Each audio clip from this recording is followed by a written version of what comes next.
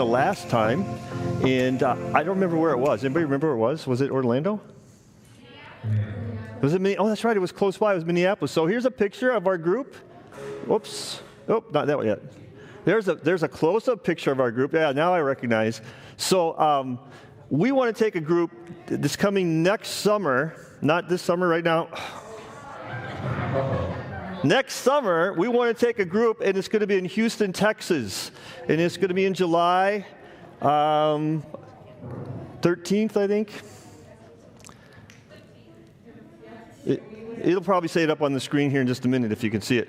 But it's going to be in July. It's about a 4-day, always about a 4-day conference. It's awesome. There'll be thousands of young people and adults there.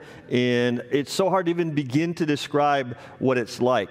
But there are full group events where there are like 10,000, 15,000 people in a stadium. There'll be worship. There'll be speakers. There'll be comedy stuff. There's all sorts of breakout sessions you can go to, lots of hands-on activities. There's servant events that you can be part of. They do fun runs. They just do all sorts of stuff.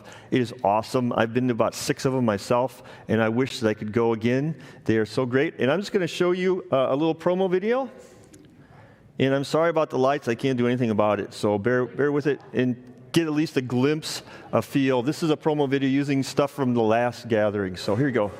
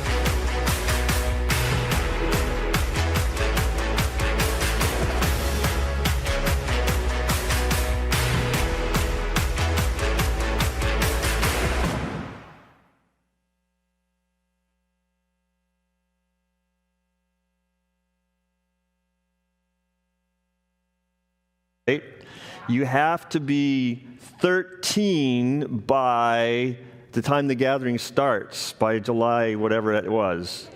So you have to be 13. You have to have turned 13 in June of next year in order to go. So we're looking at 8th graders and on up for sure. Some 7th graders that are 7th graders right now will be able to go. We're going to be giving lots of information about that this summer. We're going to start having meetings for people that are interested in talking about it. We will be taking a group down. It's just a question of how many will be going. And adults, I know you're all excited too.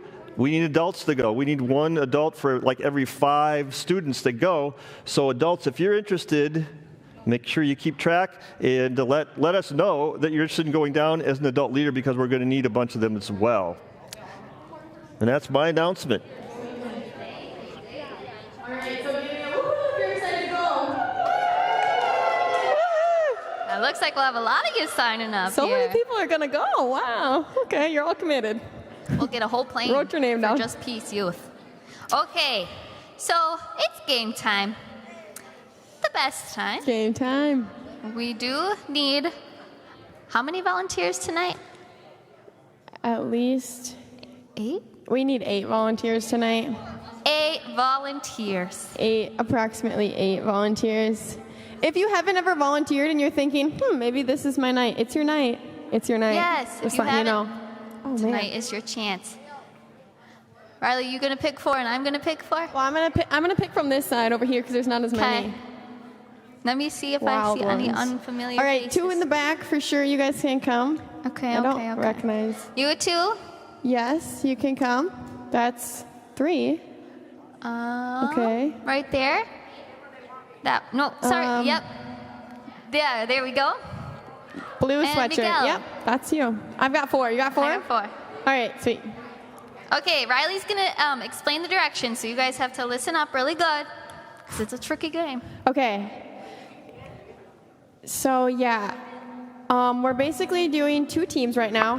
So the ladies are this side's a team and this side's a team. I think just naturally. So Yeah.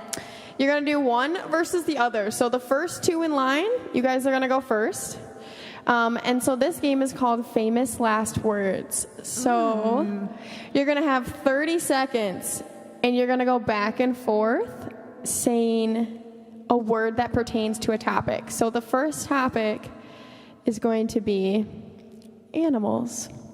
So you're going to go back and forth and say animal, animal, animal, like a different one. I'm not going to give you any hints. And then whoever says the last animal wins. If you repeat an animal that the other person says, or repeat a word, you're out. If you say something like shoe, you're out, because that's not an animal. So we're going to put the timer on, and we're going to go. Timer, or you got it? I'll do it, but we have to give them. Oh, yeah. You guys get to be special with the mics tonight. All right. So when you're saying your word... You got it? No, it's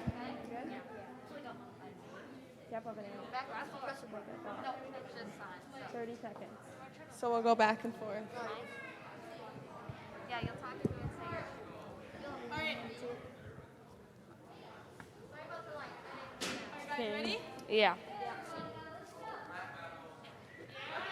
On your marks, get set, go. Deer, monkey, Crocodile, lion, gazelle, tiger, zebra,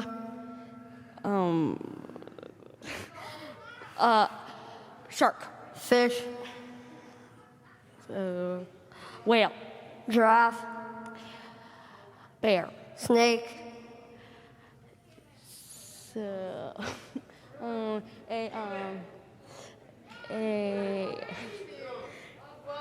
I forgot. Who won that round? Was that boys? All right, boys have Can you a... repeat animals for the last round? We're going to do a different category this time. All right. All right, so we're doing a new category. The category this round is states of the United States. All right.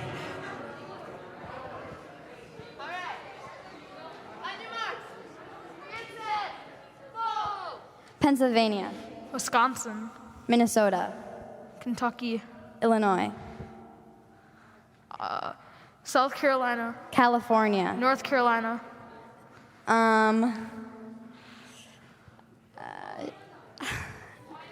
Wyoming,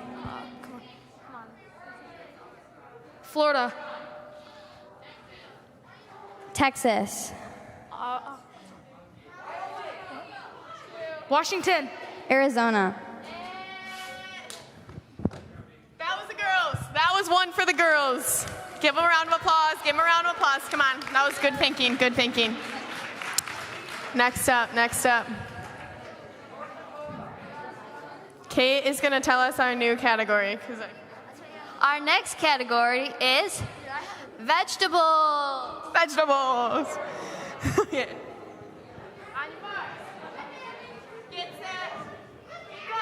broccoli, carrots, Spinach, lettuce, carrot,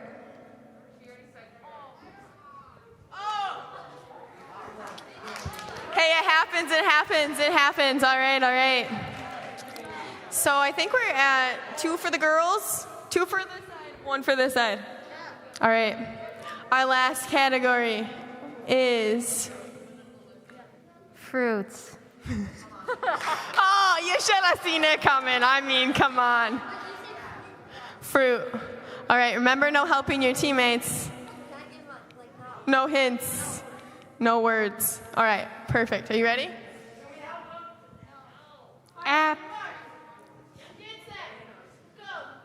apple, banana, pear, plantains, pineapple, apples, watermelon, oranges,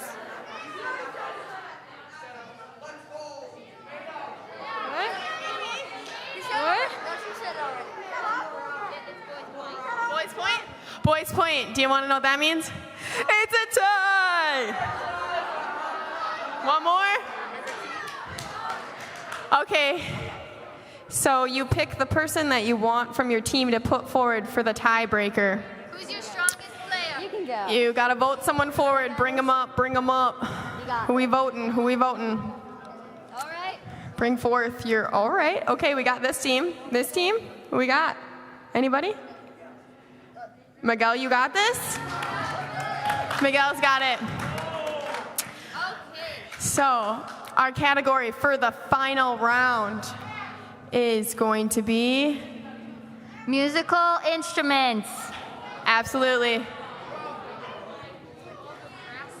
right. On your mark. Get set. Go. Saxophone, Violin, clarinet, viola, was it tuba? trumpet, Violin.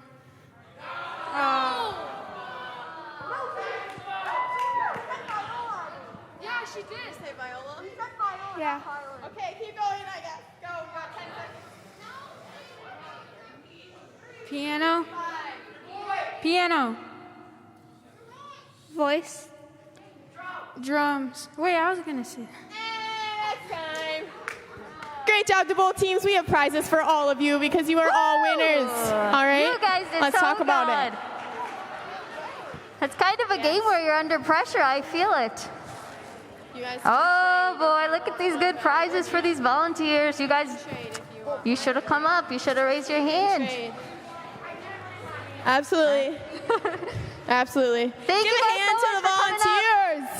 Let's Woo! give him a hand. Good job, guys. I do have some treats actually for the two people who didn't get them last week. Lily Gagnon and Alexis Worth, are you here? If you are, come here. Come on up. You did do good last week. There you go. Okay, will you give them to her or will you eat them? Give them to her. Okay. Okay. So, thank you guys for coming on up. Thanks for being a good audience. And now, it's time for Jordan Van Pruze to come on up. Woo, give them a warm welcome. All Give right. him a hand. Thank you. I feel like I should have had that bright light on me. I missed the opportunity to have this bright light on. My name is Jordan. If you haven't met me before, hi. Nice to meet you. Hi, Pastor David. So I serve as the mission director here at Peace Church. And this is exciting to see all of you here tonight. You could be anywhere else in the world, and you're right here in this building. So before we start the talk, I want everybody to stand up. Stand up once. So it's not Simon Says, so you didn't automatically lose. How about this? Sit down. Sit down if you've never been on a mission trip. Sit down if you've never been. If you have been on a mission trip, stay up. All right, everybody stand back up again. Sit down if you have never held the door open for somebody. Ooh. All right, stand back up. Sit down if you have ever given someone some money.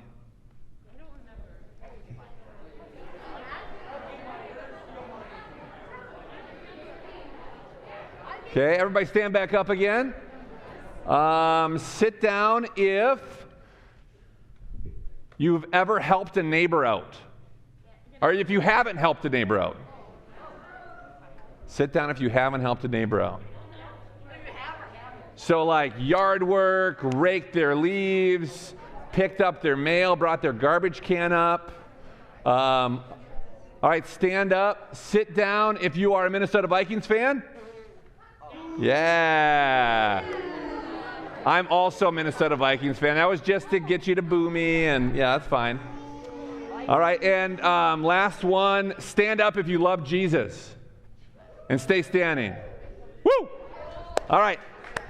Thank you for participating. You can have a seat. I just wanted to make sure that you were able to stretch a little bit. You guys have been sitting. How many of you are ready to go back to life when COVID-19 didn't exist? Okay? We all want that, but there are some valuable things that we've learned through this time. There were times during this where we had people at our church that helped out people that weren't able to get out of their house. They went and picked up groceries. They raked their leaves. They called them and just were able to talk to them. And those things were easy. Anybody could do those type of things. Like anybody could give somebody a phone call and love on somebody and just say, hey, how you doing? And sometimes I think we just forget about that, right? And I was in your shoes once. I was in middle school in Austin, Minnesota. Anybody know the name of the mascot? Packers. Who said it? The Austin Packers. Yes. No joke, Austin Packers. So I was there, and when I was there in middle school, did I want anything to do with church? I would go to church, and my dad wanted me to go, my mom wanted me to go, but did I really deep down want to be there? No, I'll admit it, I didn't want to. Do you think that's different now? I mean, I work at a church. Probably the right answer would be yes, it's probably different, right? So what changed? What changed in my life that led to that? So when I was in high school, how many high schoolers out there? Give out a whoop whoop. Anybody that's a junior in high school? Raise your hand high if you're a junior in high school. So if you think about being a junior in high school, what did I want to do this summer coming up? I wanted to play baseball. I wanted to hang out with my friends. I probably wanted to have a girlfriend. I wanted to work at a job. Those are all things that I wanted to do. There was a mission trip that summer when I was a junior in high school. Do you think I wanted to go on that mission trip? I did not want to. A friend of mine came up and asked me if I wanted to go. What did I say to them? No. Another girl in my class came up to me and said, hey, you want to go on this trip with me? What did I say then? Yes. I said no. That didn't even work. That girl then went to my dad and said, will you sign Jordan up for this mission trip? What did my dad say? Yes. Absolutely, sign him up. So here I am going on a mission trip to where? Any guesses? To Juarez, Mexico. To Juarez, Mexico. This is me in Austin, Minnesota, going to Juarez, Mexico. Did I want to go there? No. For those of you that have, I knew that I could have the experience. So for those of you that have heard of Juarez, Mexico, a place where you'd probably want to spend time as a junior in high school, or would I rather be playing baseball and swimming and all those other type of things? Right? Probably those type of things. But here I am on this trip. A week before the trip, this girl that wanted me to go says, hey, sorry, but I'm not going. So now I'm on a trip with a bunch of people that I don't really know, doing church things that I didn't really want to do, and God had me right where he wanted me because I was stuck. My dad wanted me to go, and he had me. What happened there? My mind was set on things of this world, and God said, nope, doing something different. And here I am going in a van down to Juarez, Mexico. And when I was there, I saw poverty. I saw kids that had nothing. Kids that had a little toy and they were happy. And here I am thinking I need to have baseball, need to have friends, need to have all this stuff to be happy. And they didn't have that and they were perfectly happy. And so it kind of woke me up. On the very last night that we were in Mexico, some of our leaders there, just picture you're in Mexico. Do you think that you smell good if it's in the middle of summer? Right? Do you take a lot of showers? Are the roads really dusty and dirty? So do you know the story of when Jesus washed the disciples' feet? Have you heard that story? Right? So think about back then, those disciples are walking around in bare feet, maybe some sandals. Do you think their feet were really nasty? Yeah. Do you think my feet were nasty after being in Mexico for the week? The leaders, what did they do? They took off our shoes and socks and they washed our feet. Pretty crazy, right? And when they did that, they said, hey, this is what Jesus has done for you. Picture yourself as the disciple in that story. Jesus wants to wash all that nastiness, all that filth away from you, and he wants to give you this life where you don't have to worry about it. And that all you have to do is trust him, and he's got it under control. And for me, that finally clicked. And I said, like, wow, this is pretty neat. I really enjoy this new reality. Well, the next morning we woke up early and went up on a mountain, climbed up on a mountain, and there was a big cross up on the mountain, and it was just the guys. Like, the girls did something else, but it was just the guys on that trip. And there was a leader that was giving us a little story, a little talk. And when he's talking, like, it was just hitting me. It was like everything that he was saying was just going right into my heart. And I really was just eating it up.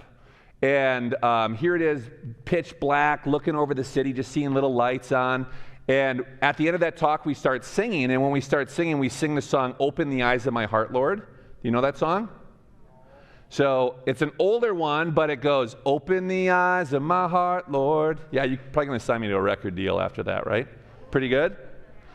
So, and then it goes, "Open the eyes of my heart, I want to see you." Right when they said, "I want to see you," what happened? The sun came out from behind the mountain, and I just felt like this, whoa, what is this? I really want more Jesus in my life. And so I came back, and I went back to my baseball team, and I was trying to fit in. I was swearing. I was talking inappropriately probably.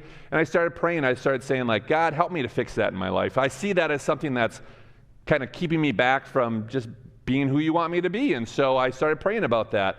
And soon it took time. I wanted to fit in. I wanted to do all those things. But after a while, I started saying, that's not important to me anymore. And so the next year, I was a senior in high school. Guess what I did?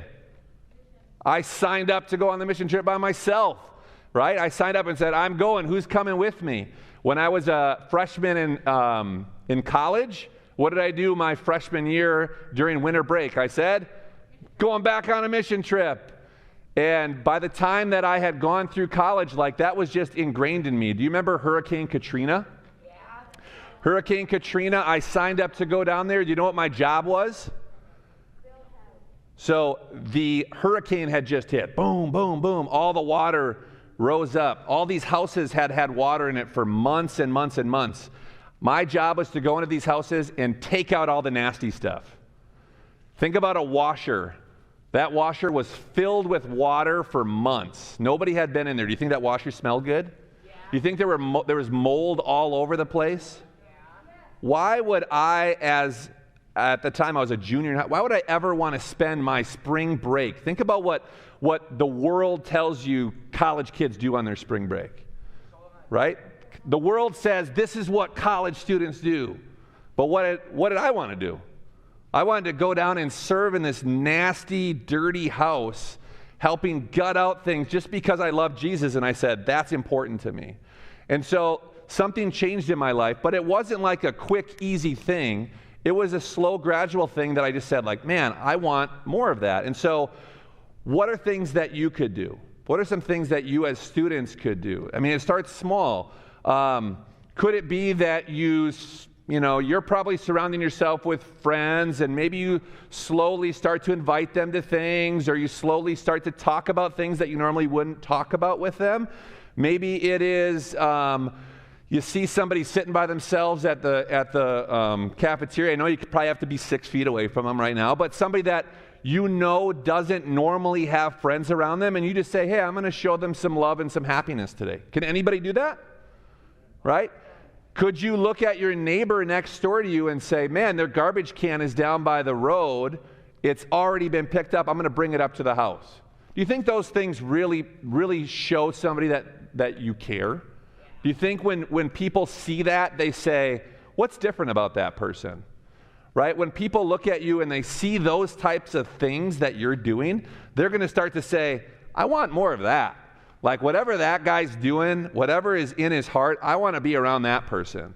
And if you're somebody that says, like, man, I wish that I could find my place, or I wish that I could just figure that stuff out, I'd say that's a good place to start. Being nice, being kind. The world needs more of that, right? And being kind doesn't always mean that it's going to be easy. Sometimes you're going to have to stand up in situations that are hard and difficult, But I guarantee afterwards you're going to know that you did the right thing, and that's going to really stick with you, and you're really going to be happy about that. So hopefully, like, things are coming to your mind. What could you potentially do? Does it mean, if you're going to be a missional person, does it mean you have to go on a mission trip? No, you don't have to. Could you be a missional person and your entire life you never went on a mission trip? Say yes. All right, you could do that. You could potentially go your entire life without a mission trip experience, and you would have maybe done a more missional life than somebody who had. Because what could happen? Some people could go on those mission trips, have a really great experience, and then what happens? They go right back and they do exactly what they did before. Did it have life change? Did it really, like, why do we go on a mission trip? Why do we do that type of stuff? Is it just to have like a one-time experience so that, oh, that was fun, now I go back to doing whatever I want to do? Or is it to like really change you, right? It takes you out of your comfort zone. Looking back at my life, would I have been changed if I wouldn't have been stepping out of my comfort zone? I mean, maybe it could have happened, but I stepped out of my comfort zone, and then God started to work in my heart and say, hey, remember that path that you were on where you were going this way? Maybe that wasn't the path that you should have been on, and maybe you should think differently. And so when I was in college, everybody else, all my friends, were going back home. What did I do? I became a camp counselor and said, like, hey, sign me up for Jesus. I want to share that with kids. Like, imagine you guys going to camp and having me as a college student, just like Riley and Caitlin are up here. Like, that's awesome. That's exciting. That's really cool. And I guarantee that those girls and other people that are up here, like, they had those pivotal experiences in their life that they just said, man, I want more of this. And so I just encourage you, put yourself out there and just say, you know, maybe right now, life's not fun. COVID's not fun. It's the end of the year and we're going through all this stuff. I got tests and all this stuff. But stay positive. It gets better. And it's small steps along the way. So I just want you to be thinking, what could you do? And the word that, I have some discussion questions that hopefully your leaders have. But just be generous. Just be generous. And if I use the word generous, a lot of people think it's money, right? And not all of us have a whole lot of money. But being generous doesn't always mean money. Sometimes it might mean, like, I go through the drive-thru and I say, I'm going to pay for the meal behind me. Have any of you ever had that experience where either you paid for it or somebody paid for yours? And you're like, oh, I'm really glad I ordered $40 worth of stuff this time, and somebody else, no. But, I mean, those type of experiences, do they really like, oh, that felt good, that was exciting? Or if you're at a restaurant and you tip the waiter or waitress a little bit more than you normally would have, not trip, if you thought I said trip, tip, where you give them extra money. So those type of things, yeah, they're money related, but how can you be generous with things that aren't money? Just shout them out. Time. Well, some things that aren't money. Thank you. Anybody else? Shout it out. What was it? Joy? Joy. You're generous with your joy. Anybody else? Wellness. Generous with your wellness, did I hear? I'm realizing it's hard to hear with masks on. So what are some things that I think that you're saying? I think that you're saying being generous with your time. So is it really easy, especially with today, to come home and say, I'm going to play video games for 6 hours straight? Probably being real, a lot of you would want to do that. So what I would say is maybe play video games for some of that time, but maybe you say, hey, Mom and Dad, how can I help around the house? Hey, do you want to go volunteer somewhere in town? Hey, what does the church need? Maybe they need you to rake something or help out a little bit. I'm gonna give some props to some boys. Are Quentin and Wesley here? I thought I saw Wesley. Wesley, what did I get to do with you the other week? Shoveled dirt in a really small alleyway. There was a building that was getting water in it, and there was dirt up against it. It was right up next to another building, and we climbed into this little thing, and we hauled dirt out in buckets. Does that sound like a fun thing to do? Why would we do those type of things? Right? If the world looks at that and they say, like, why are you doing those type of things? They don't understand. But if you know why you're doing those things, why do people want to do those type of things? Some people just want to do it to be nice. Do you think some people have realized what Jesus has done for them and they say, man, because of that, because of what he's done for me, I want to go out and do that for somebody else. And then people start seeing it, and it just spreads this positivity, and this gospel message starts going. Man, these people are doing that not because they want something in return, but because they just want to give to others. So I just encourage you to think about other people during this time. It's really easy to focus on ourselves. And if we focus on ourselves, you're probably not going to always have the most positive things happen to you. I mean, not saying that it's like a cause and effect. If you always focus on Jesus, good things are going to happen. But, you know, if you focus on others and you're positive and you're just wanting to do that, I guarantee that in the end, you're just going to have so much more joy and happiness that you just like, man, I just want to keep doing this. I want to keep going. So in your small group time with your leaders, I would just encourage you to think, hey, what are some things that you could do? Maybe it's a mission trip, maybe it's not. But what are some things locally? Is there somebody who doesn't know Jesus and you could start being friends with them? Is it it's somebody that doesn't have very many friends and you could just, hey, be that one friend that maybe makes a difference? So, you mind if I pray for us? Dear Lord, I just thank you so much for these kids in this room and these adult leaders, and just pray for their heart, pray for their future. I just ask that they just continue to live a life for you, and that their eyes be open to the world around them and how they can make a difference, and just ask that you continue to just work miracles in them and show them that you're just a God who loves, and that you're a God who doesn't give up, and that you're a God who's just going to continually go back to them even when they make mistakes. And just pray that you just continue to give them that love and that joy in their heart, and make the biggest impact and the difference in their life. Just pray all this in your name. Amen. Awesome. I don't know what's next. What's next? What do I say? Small group time?